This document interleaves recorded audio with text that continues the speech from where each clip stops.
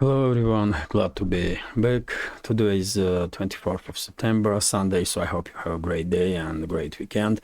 Now it's 15 to 1, middle of the day by Moscow time. I'm Leopard and this is my first update for the day in which I will share all the main news that are making headlines in Russian media outlets and Russian language pages on different internet platforms. Second update will be a little bit late in the evening, and second update gonna be live stream somewhere around 11 o'clock, and of course I will post about it on our community page on YouTube and on my Telegram page. Hopefully you will find time to join the conversation. Main topic will be situation in and around Ukraine and Southern Caucasus region, Azerbaijan, Armenia, Nagorno-Karabakh, and we may also talk about Georgia, and of course I will monitor chat and I will react on questions, on donation alerts, so we may discuss some other topics also. And by the way, because YouTube will most likely would not send to you notification about live stream, I recommend to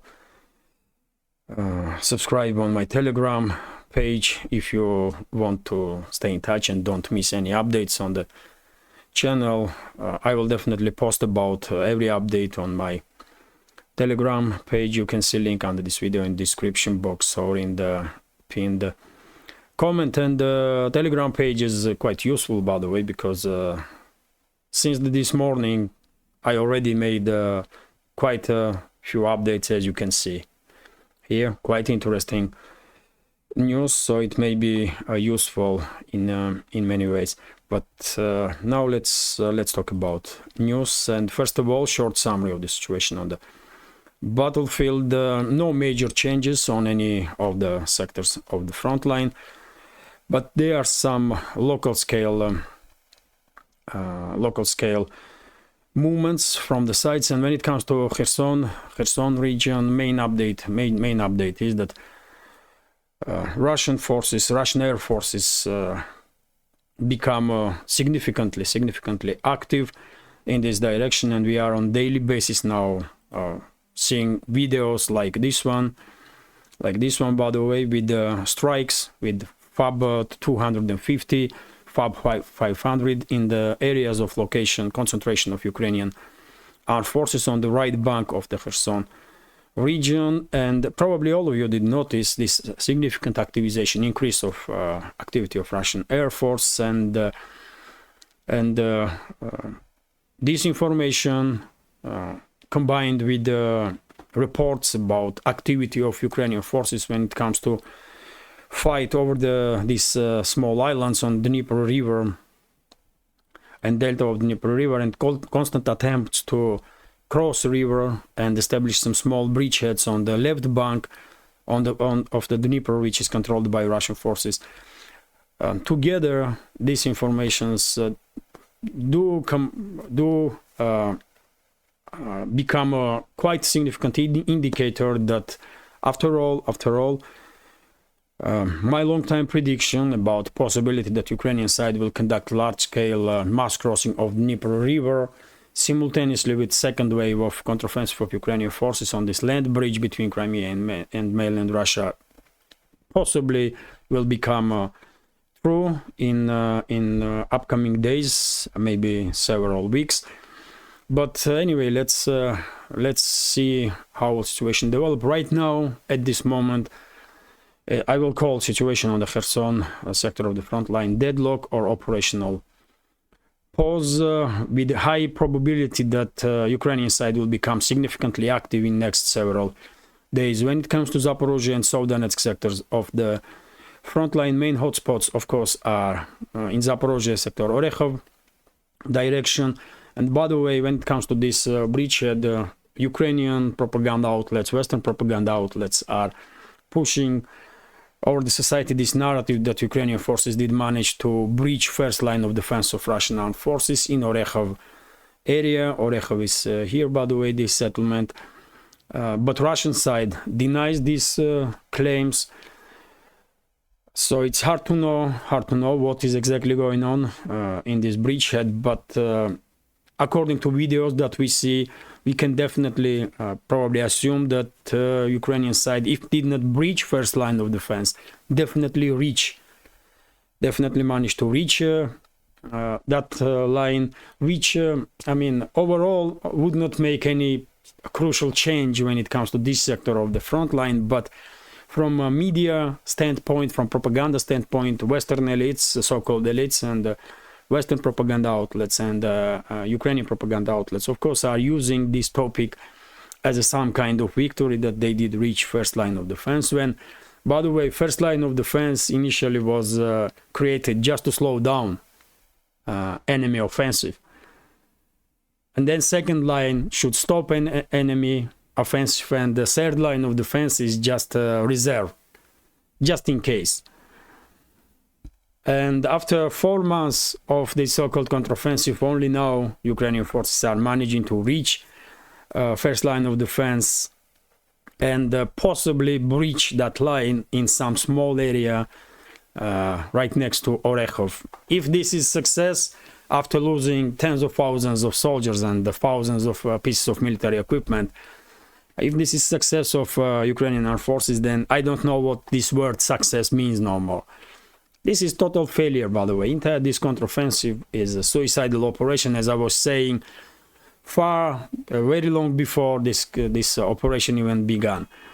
But anyway, when it comes to Orekhov bridgehead, we are receiving more and more reports that Kyiv regime is sending additional units from all around the front lines. Whenever they can find some more or less battle-ready units, they are sending them in this future cauldron in Orekhov bridgehead. And lately, Russian forces did begin to conduct their own local-scale offensive operations in this direction, which on its own may be indicator that Russian side may indeed have some plans to encircle entire this grouping of forces of Ukrainian army once they will run out of steam.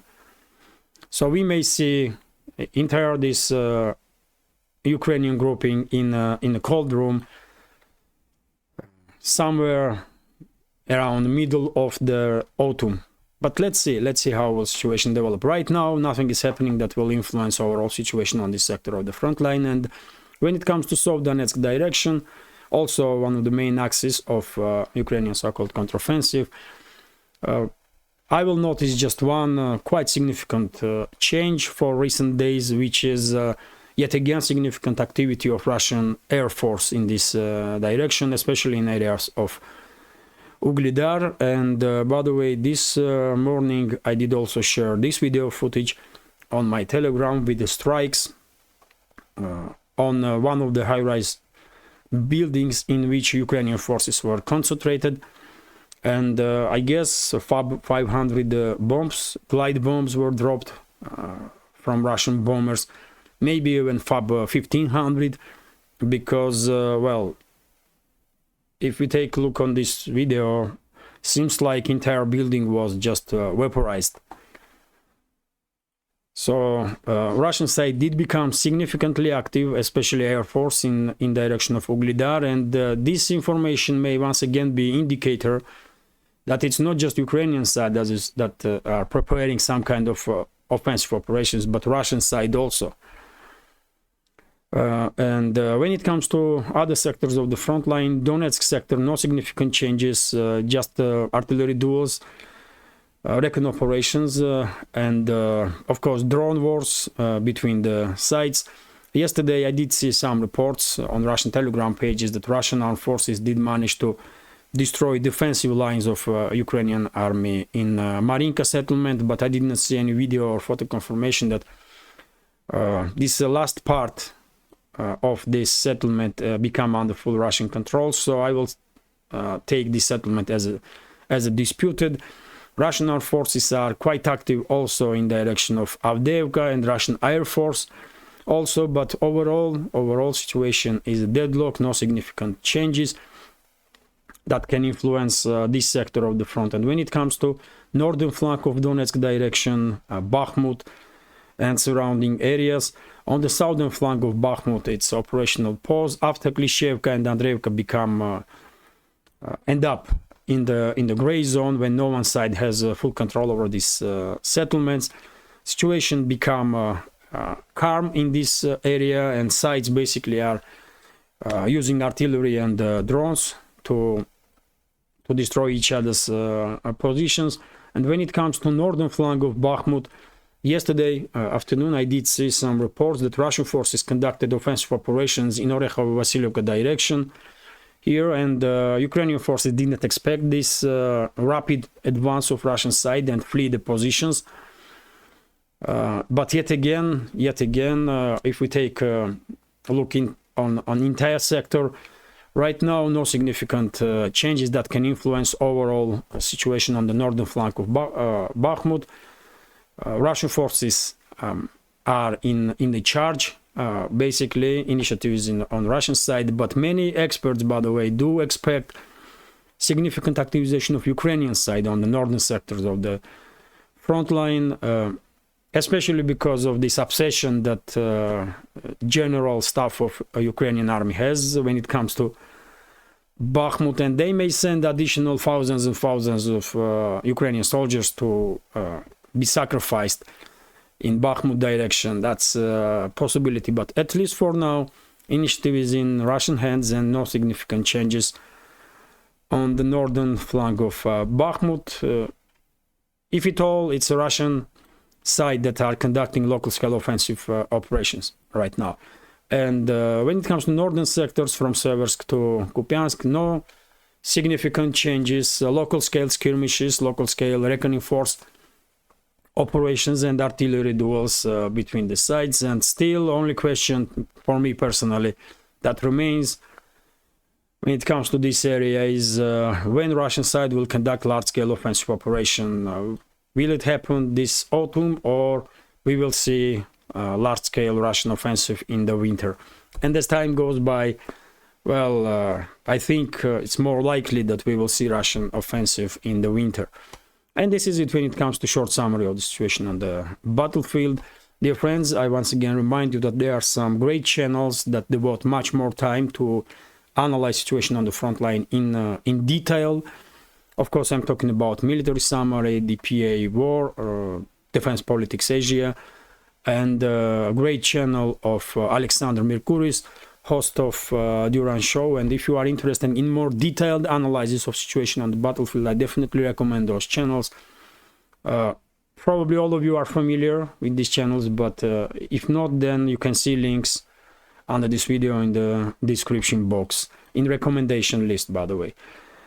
And well, before I continue with some other very interesting news, let me remind you or highlight, if I may, that this project with several channels on YouTube, including this one, on Rumble and Telegram, exists solely thanks to support of members of our community. And I will be immensely grateful if you will also consider to support my work with small donations through PayPal, Buy Me Coffee, or by subscribing to my Patreon page, in which I do on regular basis upload some updates. Like yesterday, I did upload second part of video series about main battle tanks that are involved in this conflict. You can see links under this video in the description box or in the pinned comment. So let's continue now with some other news. And RIA Novosti is reporting, and this is breaking news, I may say this for this moment, that Ukrainian drone did strike administrative building in the central part of Kursk city of Russian Federation, and governor of Kursk region, Roman Starovoyt, did made a comment about it on his Telegram page, and he said that this drone strike did not cause significant damage. Just a small part of roof was destroyed. No reports about casualties on the ground. And also, by the way, we have a statement of Vladimir Rogov, head of NGO We Are Together with Russia. Vladimir Rogov always makes updates about situation on the front line, especially in Zaporozhye region, and basically he denied claims of Ukrainian media, Ukrainian officials, and the Western media that Ukrainian forces did manage to breach first line of defense of Russian armed forces.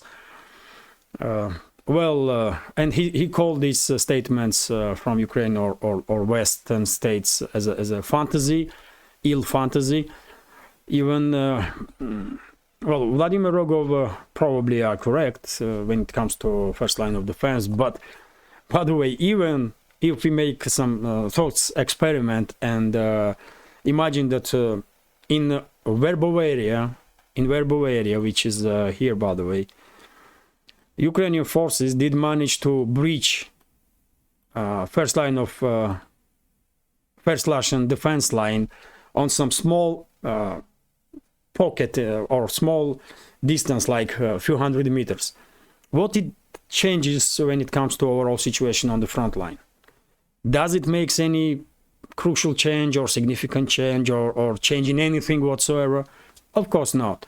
That's why I mentioned a few minutes ago that entire this topic of first line, reaching or breaching first line, is a media campaign on part of Kyiv regime, in part of Western so-called elite and Western propaganda outlets, because they don't really have anything to say or show Western public after so many billions and billions that was sent to Zelensky and his associates. They have nothing to say to public when it comes to battles on the front lines, and that's why they are coming up with these stories. This is pure media story, by the way, and do not make any difference on the front line itself. So yes, Rogov is saying that first line of defense was not breached, but as I said, man, entire this topic is a pure media campaign that has nothing, no influence on situation on the ground whatsoever. And next news is TASS news agency. The report about statements that Russian Defense Ministry did made yesterday. By the way, usually Russian Defense Ministry updates public about previous 24 hours, but in the end of the week, Russian Defense Ministry is sharing a summary of entire week on the front line, and in this particular information, we have statement from Defense Ministry that during the previous week, Russian Air Force, Russian fighter jets basically destroyed in air-to-air battle one Su-24M Ukrainian frontline bomber, one Ukrainian MiG-29 fighter jet, and two Ukrainian Su-25 attack planes. And also, by the way, one MiG-29 was destroyed on the airfield by a Russian Lancet drone. I did share that video on my Telegram page. Many of you probably did see it, and was surprised, probably like I was, because from forward Russian positions to that airfield, it's about 70 kilometers. And previously, we did not see such a long-range strikes from Lancet drones. But seems like a company that produces these drones are working on updates and modernizations. And, well, now Russian Armed Forces have in the inventory long-range Lancets also, I suppose, that are able to successfully breach Ukrainian radio-electronic warfare systems and strike deep inside territory that are still controlled for time being by Ukrainian forces. And by the way, also Russian Defense Ministry did report that during the previous week, as a result of clashes on the different sectors of the front line, Ukrainian armed forces lost about 4,000 military personnel and several hundred pieces of military equipment. Well, when it comes to military personnel, we did see significant decrease in casualties on Ukrainian side in comparison to previous week, and even more significant decrease in comparison to week before. And this is quite understandable, because for last at least a week or two, we are definitely seeing decrease in activity on Zaporozhye sector of the front line and Sovdanetsk sector of the front line, about which I did report on daily basis, really. Let's continue now, and this is very interesting news, by the way, very interesting news. TASS news agency did report that on Kupiansk direction, Russian armed forces destroyed yet another 2 Leopard tanks, MBTs, that were delivered to Zelensky and his associates by NATO member states. But what is most important when it comes to destroyed Leopard tanks is that RIA Novosti has exclusive material. RIA Novosti's journalist did spoke to soldiers of Russian scout group, soldiers of Russian military intelligence group, which did manage to destroy one of the Leopard tanks. And according to this report, by the way, and according to statements of that Russian military personnel, destroyed Leopard tank has a German crew, not Ukrainian, but German crew. And well, when they approach, according to this report, when Russian scouts or Russian intelligence officers approached this tank, one of the crew members was still alive, and this member was shouting in German, "Don't shoot, don't shoot." And because in Russia, by the way, English language and German language are mostly learned in school, one of the scouts did spoke in German, and not just in Russia, but in former Soviet republics, by the way. And well, one of the Russian scouts did know some German, and he spoke with this wounded German tanker, and he said that he is not a member of private military company. He said that he was a member of Bundeswehr, current member of German's armed forces. And all entire crew was members of German armed forces, which is, if true, by the way,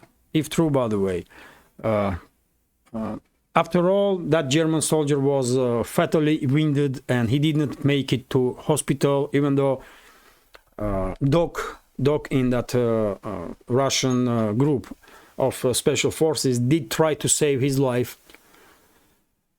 But well, that tanker was wounded, and who knows in what condition he was, and maybe he was lying, saying that he is a member of German armed forces, so that Russians will not shoot him. Russians will not shoot him anyway, because Russians don't do that kind of stuff. Russians take prisoners, and although, by the way, there can be some local different stories, but we are talking about in general, Russian armed forces have direct orders, and always are acting according to Geneva Convention. So prisoners of war are treated adequately. But who knows, maybe that German tanker was scared that he may be shot if he will say that he is mercenary, or who knows what was going on in his mind, by the way, especially when he was fatally wounded. But by account of Russian militaries, this German tanker was saying that he is not a mercenary, he is a member of German armed forces. And if it's true, by the way, if it's true, then this is probably that unit of special forces had some GoPro cameras on them, and they made video of this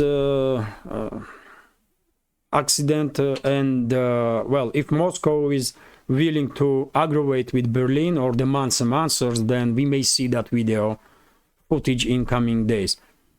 But if this is true, by the way, if members of German armed forces are participating in hostilities against Russia, then this is act of war, undoubtedly. And Moscow will be forced to act accordingly, or react accordingly.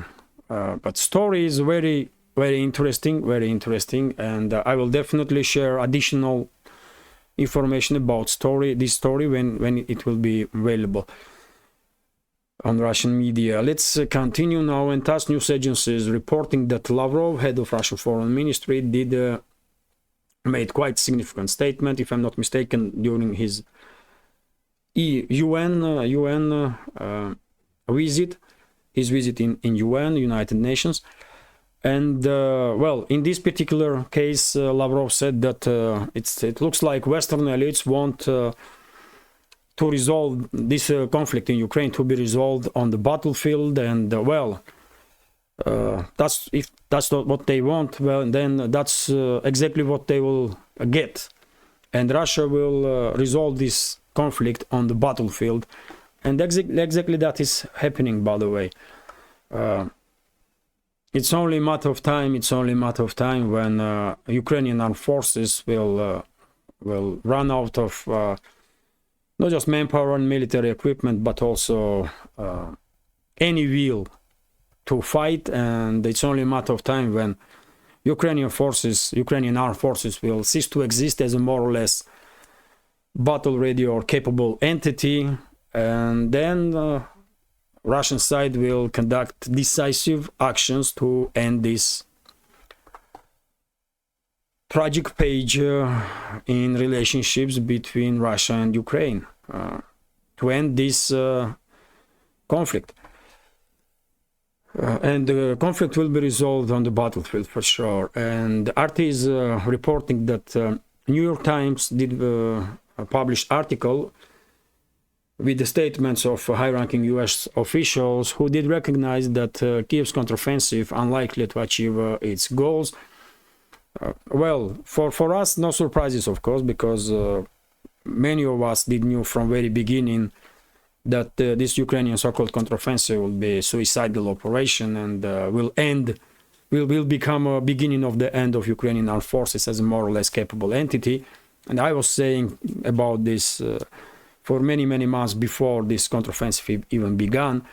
But lately we did we did see that this type of articles are becoming norm in the Western media outlets, and more so-called representatives of so-called Western elites are coming up with critical statements towards not just counteroffensive itself, Ukrainian counteroffensive itself, but towards Zelensky, towards his associates. And well, I guess entire this activity is a preparation of the ground by Western so-called elites to distance themselves from everything Ukraine when in time of their choosing, when they will think it's time to abandon Ukraine. And that's why we are seeing so many critical articles later on in the Western media, in my understanding, by the way.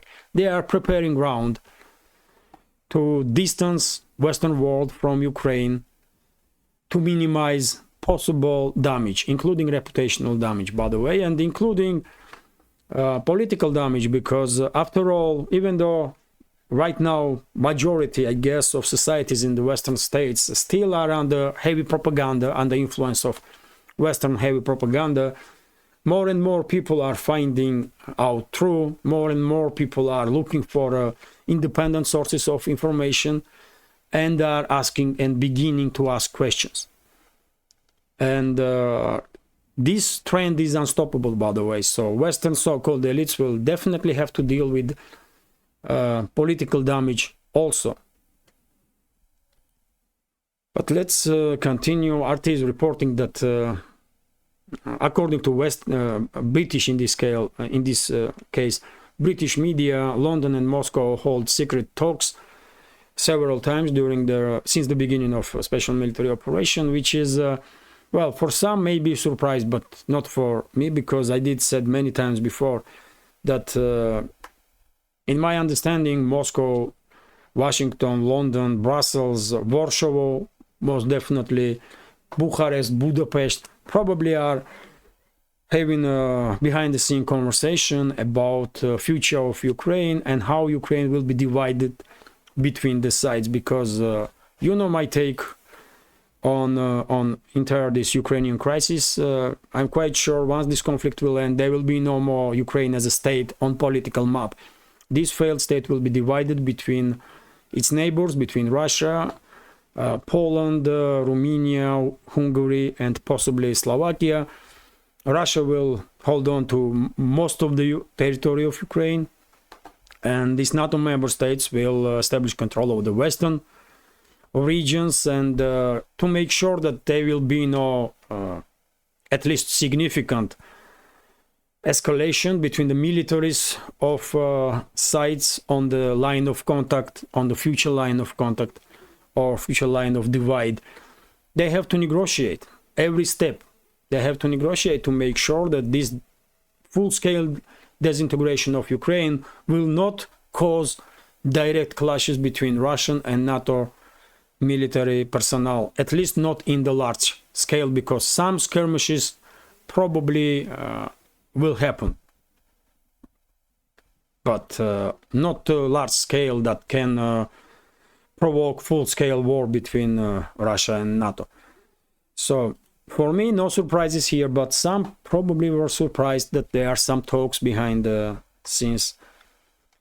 Let's continue, and this is also RT's report that British Storm Shadow, British-made Storm Shadow cruise missiles were used by Kyiv regime during the latest strike on Sevastopol, when headquarters of Russian Black Sea Fleet was targeted. Well, we all knew it. There were video and photo materials in the internet, and in one of the videos you can clearly see Storm Shadow missile before it hits building. Well, this report once again indicates a level of involvement of UK and US in this conflict, direct involvement, by the way, which is also act of war in my understanding, because I'm quite sure that all operations with Storm Shadow missiles are led by British specialists, British military personnel and intelligence officers, and we have a confirmation of this because, for example, RIA Novosti is reporting that during that strike, US P-8A Poseidon surveillance plane was operating over the Black Sea, and this happens all the time, by the way. Whenever Kyiv regime is striking deep inside Russian territory, including Crimea, by the way, there's always British, French or US surveillance planes on the Black Sea at that time. And that strike probably are coordinated with this surveillance by this surveillance plane, which is yet again act of war, and I don't know why British or US governments are risking that much. Are they even sane to understand how much they risk? But it is what it is, man. It is what it is. This is act of war, and even though for now Moscow is acting or reacting cautiously on these actions from London and Washington and some other capitals of NATO member states, who knows what will happen in the future. At some point, Moscow may be forced to also act in a aggressive manner. Who knows? But why Western capitals are risking it, I don't know. Maybe they think Moscow will do nothing. I don't know. But they are risking too much. But anyway, let's continue. According to, this is RIA Novosti's report, which is based on reports of yet again Western media, in this case Financial Times, and excuse me. According to this report, Biden did make decision to send to Zelensky and his associates ATACMS missiles, small bunch of these long-range missiles that can be launched from HIMARS multi-launch rocket system. Well, no surprises yet again, no surprises. We all probably knew that it was only a matter of time when decisions about deliveries of ATACMS will be made, and if we are having announcement of deliveries of ATACMS, most probably these missiles already are in Ukraine. And now, just mark my words, by the way, it's only a matter of days, I guess, when Berlin will probably come out with a statement that they will send to Zelensky and his associates Taurus long-range cruise missiles. Let's see. Of course, not ATACMS, not Taurus cruise missiles, not gonna become game changers and wonder weapons, but as I said many times before, more weapons are sent to Zelensky and his associates, longer this conflict will continue and more will be damaged, unfortunately. Let's continue. And well, RIA Novosti is reporting about statements that head of Ukraine's military intelligence Budanov, Kirill Budanov, did made during his interview with the War Zone, and he basically admitted that Abrams tanks would not become game changers, and the Ukrainian side will use those tanks cautiously because probably they did learn some lessons when they use Leopard 2 tanks and Challenger tanks on the front line in assault operations. Those tanks were destroyed, so same will happen in Abrams tanks, and eventually, by the way, I'm quite sure it's only a matter of time, and we will see Leopard 1, Leopard 2s, Challenger 2s, and Abrams tanks in the hands of Russian military, and eventually in Russian military museums. Also, that's it really. And RIA Novosti is reporting that Prime Minister of Poland, Mateusz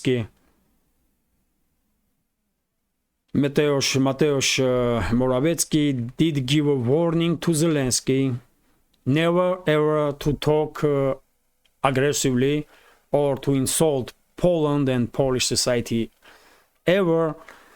Otherwise, Warsaw will respond in a very serious manner. Well, recently we did observe this escalation between significant escalation between Kyiv and Warsaw, which I did predict, isn't it? I was saying that in order to establish control over the western regions of Ukraine, territories that was part of Poland before Second World War, Warsaw will need to escalate with Kyiv with whatever reason.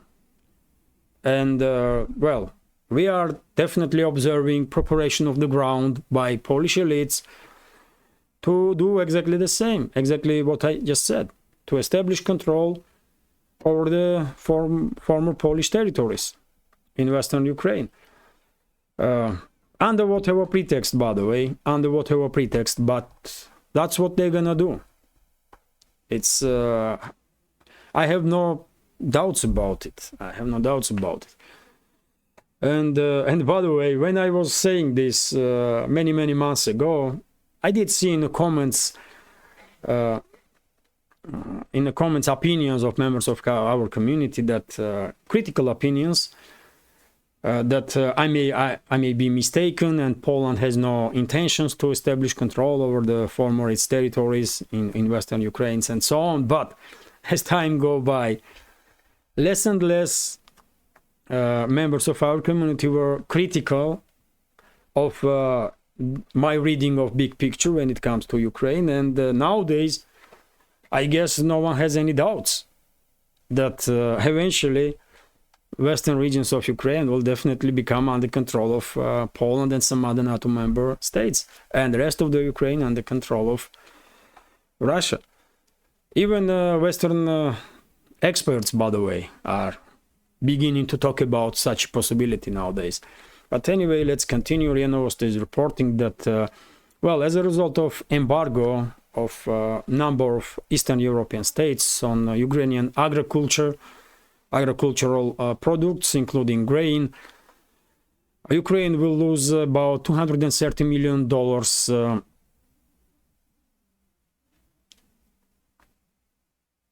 in a month.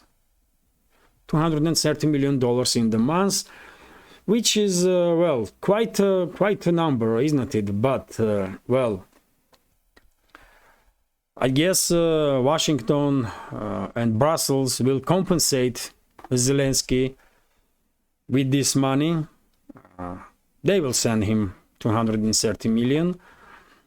If Poland, Hungary, Romania have no change of mind, Bulgaria and others, and Slovakia, by the way, and well, I don't know how happy taxpayers of EU member states or US gonna be about this, but eventually it's this money will be sent to Zelensky anyway, from pocket of citizens of Western states.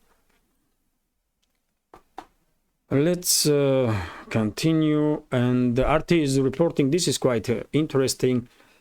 If you remember, a few days ago I did report that Ukrainian side rejected some 10 Leopard 1 tanks that was delivered to Kyiv by Germany because those tanks were unreliable and unready to be sent to battlefield. And now we have another report, by the way, that 12 Leopard 1 A5 tanks that was sent from 20, by the way, that was sent to Kyiv by Denmark were faulty. They did not work. And this is reported by Danish channel, TV channel TV2. And these tanks, by the way, these 20 tanks, supposed to replace those German tanks that were broke. And Ukrainians find out that from these 20 Danish Leopard 1s, 12 also was in unworkable condition. And overall, by the way, some 100 Leopard 1 A5 tanks were promised to Ukraine by Germany, Denmark, Netherlands, and so on. So, as you can see, some little more than 50% of these tanks are not really in working conditions. And well, this is once again highlights kind of desperation that Western elites are finding themselves now, because if you remember when Russian side was sending to the front line T-55s and T-62s to use them as a mobile artillery, by the way, not as tanks, not for tank-to-tank battles, but as a mobile artillery. Ukrainian media or propaganda outlets, Western propaganda outlets, and Western so-called elites were laughing. You know, that Russia is lacking tanks, Russia has no modern tanks, and that's why they are sending these all the generation MBTs to the front line. But I did not hear any laugh from very same people right now when these Leopard 1s have been delivered to Ukraine. What happened? It's not funny no more, isn't it? But anyway, by the way, let's continue. TASS news agency is reporting that US, and by the way, when it comes to Western deliveries, I just shared on my Telegram page this morning information that, well, Canada did promise Zelensky and his associates some 50 armored vehicles to be transferred, and Ukrainian pilots to be trained on F-16s, and also Canadian military aid package will be somewhere around $650 million, and also Germany, not Germany, but UK, by the way, now are coming up with a new idea to train another 30,000 Ukrainian military personnel by end of this year. This was stated by Defense Minister of UK, and well, according to him, UK already did train 22,000 personnel, Ukraine's military personnel. Well, it's interesting to see what kind of training those Ukrainian militaries are having in UK, because according to reports from the battlefield, well, it's not really, seems like Ukrainian forces really know what they are doing or what they even want to achieve.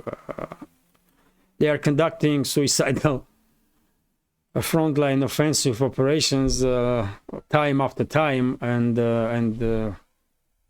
with no any significant results. So what this British defense minister even talking about, what they are teaching Ukrainian soldiers, how to die quick,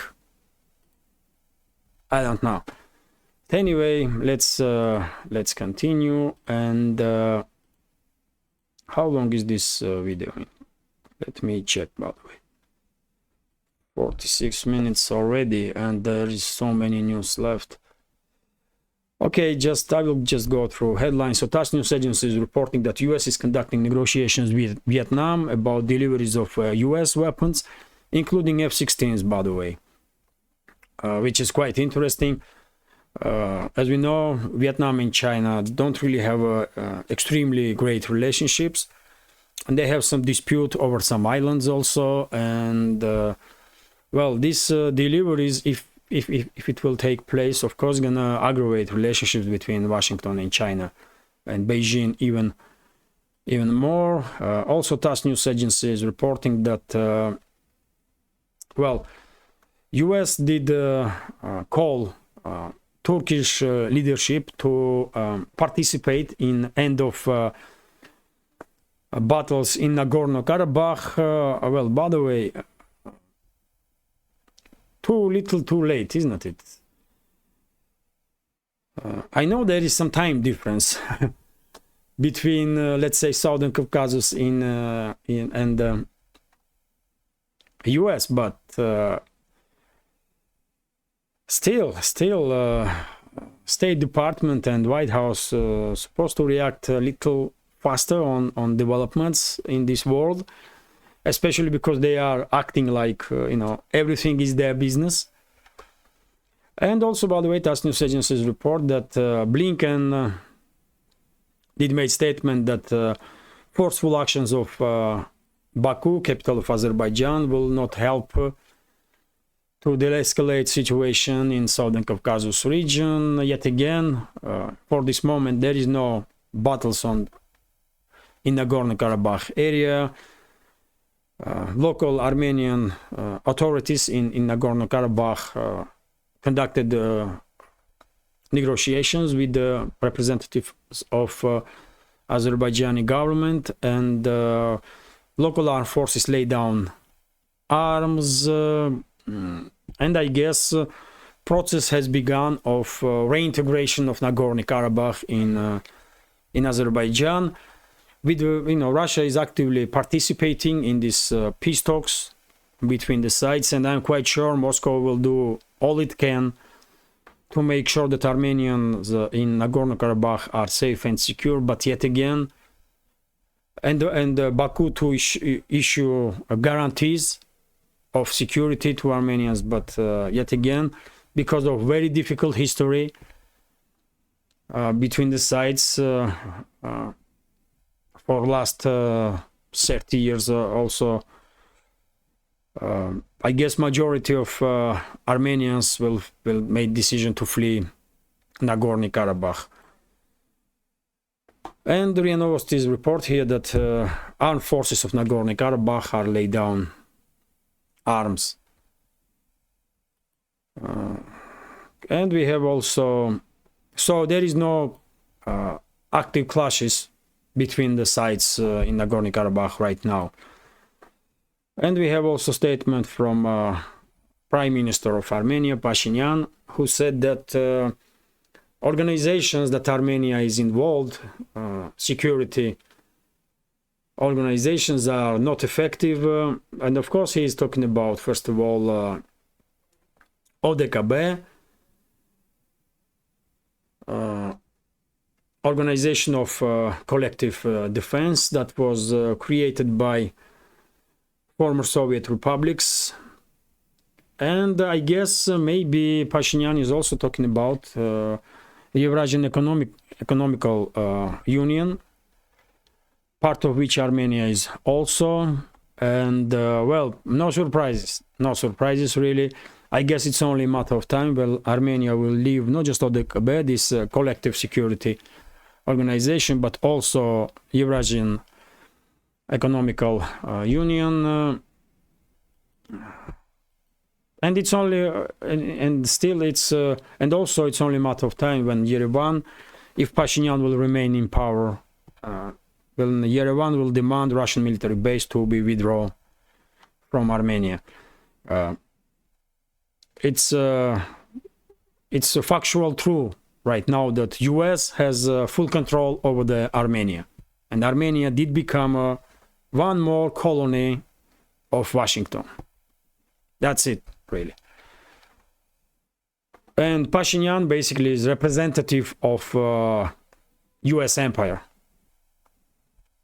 and US interests in that region. Let's continue. RT is reporting that oh, I should report about this news a little earlier in the beginning of update, but anyway, RT is reporting that during one of the previous Russian missile and drone strikes on logistical and military infrastructure of Ukrainian of Zelensky's regime, some warehouses were struck once again, where storm long-range missiles and shells with depleted uraniums were stored by Kyiv regime. But yet again, I guess this is not enough, because United Kingdom and France and now US probably are delivering more long-range weapons than Russian forces are destroying, at least for now. And some decisive actions must be taken from Russian side if Moscow wants to make sure that there will be no more long-range strikes from Ukrainian side. And by the way, this is going to be last news for today's update. TASS news agency is reporting, based off article in Guardian, that prices on diesel fuel in Europe jump about 5% because of decision of Russian government about because of a decision of Russian government to not to export for time being diesel and gasoline from Russia. And as I said in previous or in one of the previous updates, one of the major buyers of Russian diesel and gasoline is European states, and it was obvious from very beginning that prices will increase in Europe because of that decision. And this is it for now. Plenty of news. Hopefully you will find this update interesting, and if so, please click that like button and leave some commentary about any topic you like, just about anything, because more likes and comments will probably give me more chances to reach wider audience, and for very same reason to somehow influence our algorithm or avoid the restrictions that algorithm is imposing. If you can, please share links to my videos or my channel with your friends on Facebook, Twitter, Telegram, or any other platform that you are active on. And if you think this channel is interesting, useful, and has some potential, please consider to support with small donations through PayPal, buy me a coffee, or by subscribing to my Patreon page. You will see links on this video in the description box. This is it for now. Once again, have a great day and take care. And by the way, I remind you that later on, somewhere around 11 o'clock, Moscow time, I will have a live stream, and I hope you will join the conversation. So yes, this is it. Take care.